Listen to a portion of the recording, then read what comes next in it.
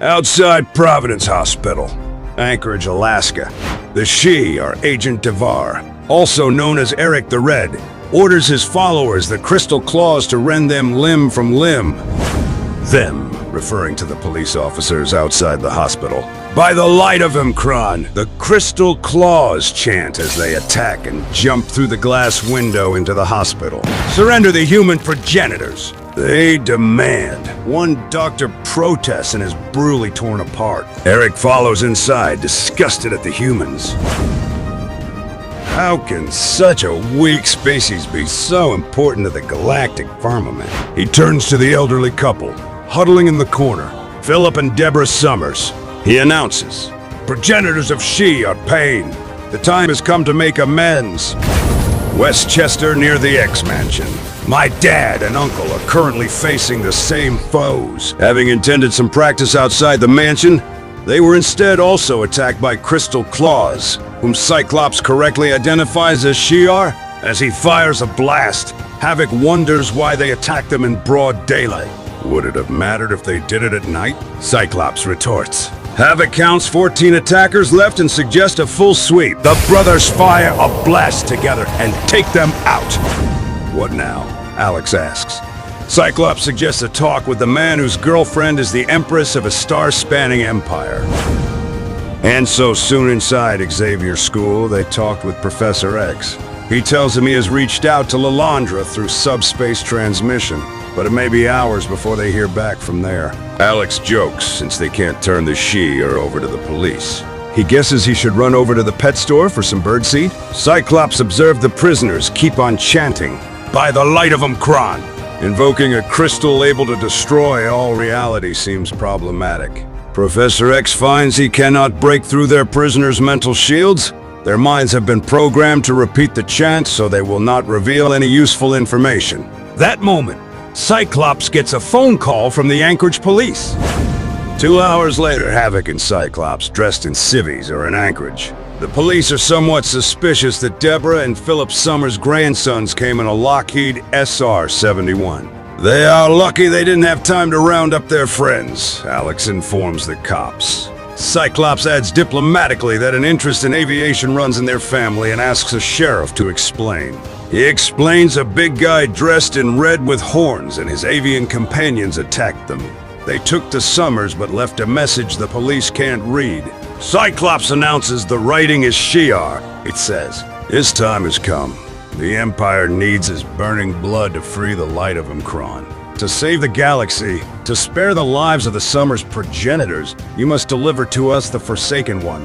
It's a ransom note from outer space? The sheriff asks skeptically. Cyclops replies that while he may have known Deborah and Philip for years, the lives of their son and grandsons are complicated.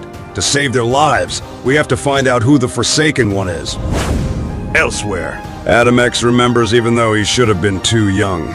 He was an infant in a nutrition tank. The lab was burning. Strong hands saved him. He was given the name Adam and didn't know why. In fact, the name was written under his tank. He was never told the secrets of his past. Instead, he was raised in peace by Jonathan, former commander of the personal guard to the Shi'ar Emperor. For their failure to protect the Emperor from his son Deacon's attack, Jonathan and his people were exiled to Kree-Sharara, where they became farmers. Adam grew up there and Jonathan taught him how to protect himself. When Adam came of age, he developed mutant powers with which he inadvertently hurt a friend during a sparring session. He could ignite the oxygenated blood of anyone in his vicinity, causing them excruciating pain. And he realized to find out who he was, he would one day have to visit Earth. The present. A farm in Iowa. Adam sits in a field, meditating and at peace for the first time in many months. His heritage has been revealed to him. His fanatical Shi'ar pursuers have been eliminated. He has clarity now. And with that, finally hope. He hears a crunching sound. Amused, he announces that, where he comes from, the plants would have told him he was coming. Earth plants don't have much to say. After almost a year on this planet, he still finds that disappointing. The young farm boy trains his rifle at him. He has been sitting there for 2 days. His father says he has to get out. Standing on one hand, Adam introduces himself. The boy Jimmy Jenkins is surprised and asks how he does that. Adam jumps and throws several knives which pin a rattlesnake that was about to bite the boy. He throws another spike when he realizes someone is trying to sneak up on him, but the spike hangs in midair frozen. By my telekinesis! I joked I thought the both of us had gotten over our extreme phase. I quickly explained that Havok and Cyclops contacted me. Their grandparents were kidnapped. They knew that X-Force had a few run-ins with a Shi'ar human hybrid with special abilities. Yes, I share intel with the X-Men now. See, we can grow.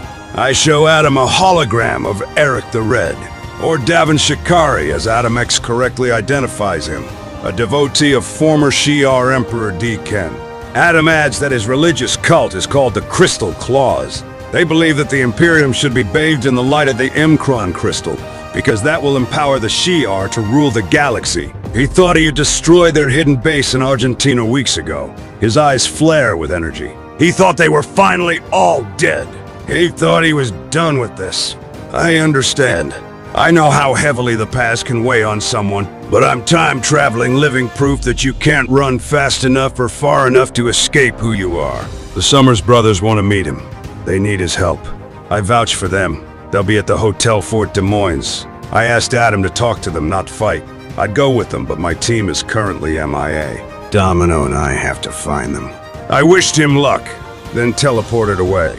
Adam Riley apologizes to Jimmy. Now he knows why he needs to meditate 2 days at a time. He wouldn't have a taxi? Jimmy doesn't. So Adam hitchhikes and recalls his past. When his power manifested, he realized others would always look at him in fear. He wasn't just a hybrid oddity. Ever since that day, he's been running. Suddenly, there's a light.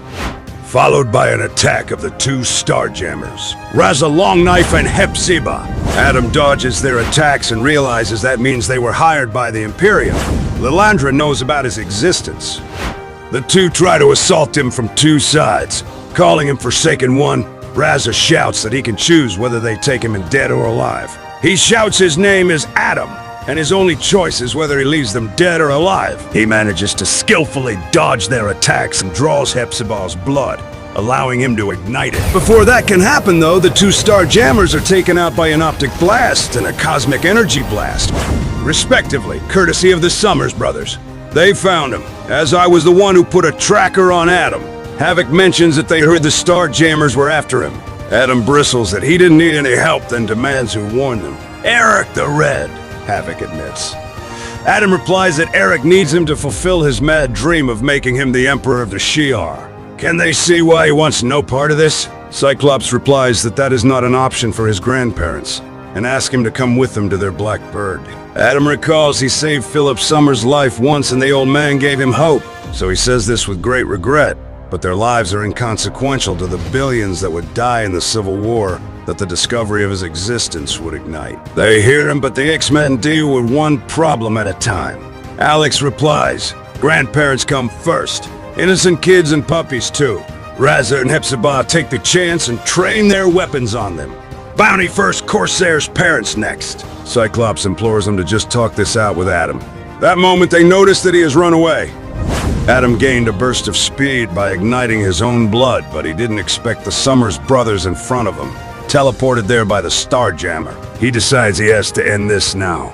As he fends off the Starjammers, he thinks that his entire life he has been nothing but a pawn in a game by others.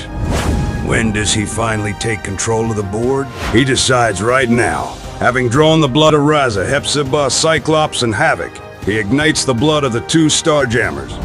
As the Starjammers fall, Havok admits to being confused. So is Adam. He asks how the Summers brothers are blocking his powers. In response, Cyclops and Havok blast him. Unimpressed, Adam asks if this was supposed to hurt. They try to figure out how their powers don't affect each other. He thought that would be obvious by now. A voice comes from the Starjammer that has dropped its cloak. On the stairs stands its captain, Christopher Summers, also known as Corsair. Cyclops and Havok's father? Something Adam didn't know. Alex and Scott ask if their father knows what is going on. They needed Adam to rescue Corsair's parents. Corsair replies that he knows a lot more about this than the three of them do. He tells his sons to meet their brother, then he shoots Adam in the head.